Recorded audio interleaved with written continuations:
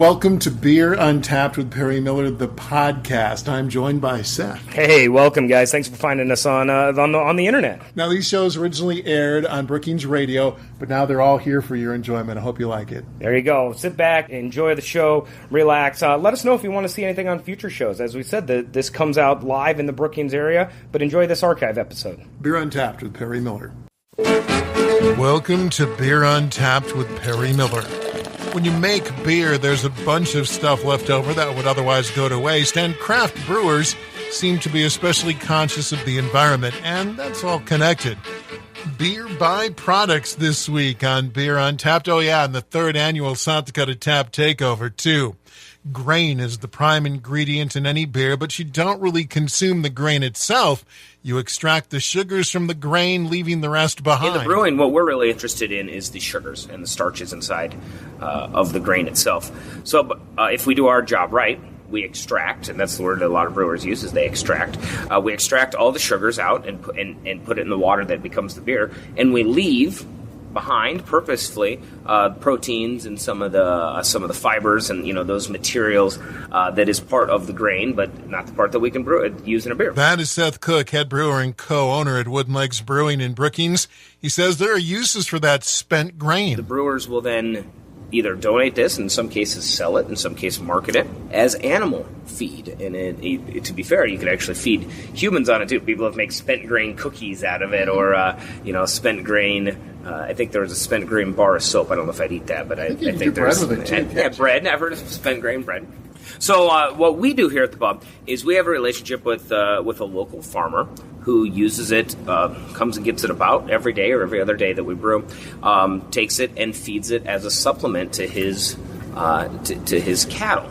As kind of a fun note, they've actually become hand tamed, so that when they show up with the spent grain, they'll nuzzle in the spent grain, and he's used it as bait to have them follow the truck into the pen. So they're very fond of it. There are breweries that even take it a step further, serving the meat from the spent grain-fed animals in their brew pubs and restaurants. It is a true tank to field to table type of relationship.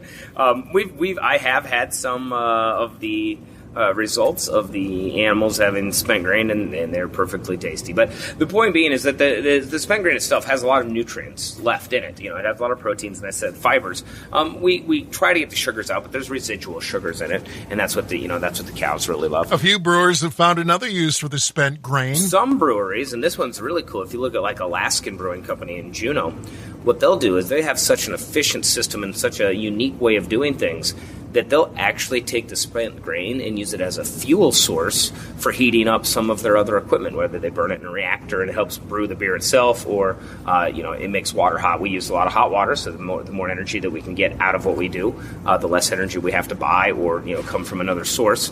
So they'll use their spent grains to fuel and fire some parts of their brewery. So spent grains are a pretty cool byproduct that the industry has. More when Beer Untapped continues in a moment. Embers and lagers and pilsners and ales, by the pine art, the mug art, the keg art, the pail. It doesn't matter which flavor you love, but if you're still standing, you ain't had enough beer.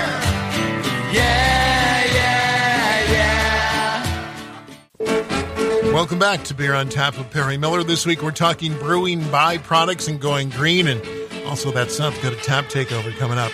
Seth Cook of Wooden Legs Brewing says, besides spent grain, another useful byproduct of brewing is carbon dioxide gas produced during fermentation. Some of the big breweries use their CO2 that is produced, and they bottle that and produce and distribute that as beverage grade CO2. So when you ferment grains, it produces carbon dioxide gas. You're right. So you'll see them bubbling in the tanks here. We don't make enough to really have a harvester to repurpose that.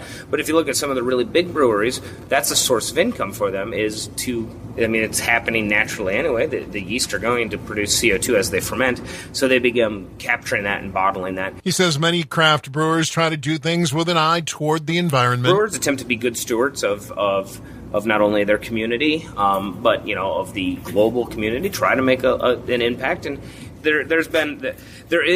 brewing can be a very, very energy intensive process, and that's one of the things that one is the less energy we can use in the product, the more cost effective it is, but also there's an environmental impact that's important on that. And brewers are pretty pragmatic when it comes to being able to repurpose things. Among the many craft brewers that have made a major commitment to going green, Sierra Nevada, New Belgium, Alaskan, Odell, and Brooklyn Brewery. Also today, it is Hobo Week, and that means another very special celebration at Wooden Legs, featuring their third annual South Dakota Tap Takeover. So what we're going to do, again, is we're going to dedicate our tap lines to South Dakota-made beers. And it is the biggest day in the Dakotas as it's billed. So I know there's a lot of opportunity there to, just serve high volumes of stuff and just make it another big party day, which it can be on some occasions, but we think that we appreciate Hobo Day. We appreciate the guests we see for Hobo Day. We appreciate the friends that come from all over. We think Hobo Day is a real kind of shining example of the great things that happen in Brookings and the great things that happen in the state. So we use that day as a platform to put on beers from not only that we make, but obviously around the state. So if you come down, you'll be able to check out some of the beers that you can get here often. You're going to maybe find some beers that you can't get here so often, and it's just going to be a great day to hang out with friends, cheer on the Drabbits, beat Youngstown State, and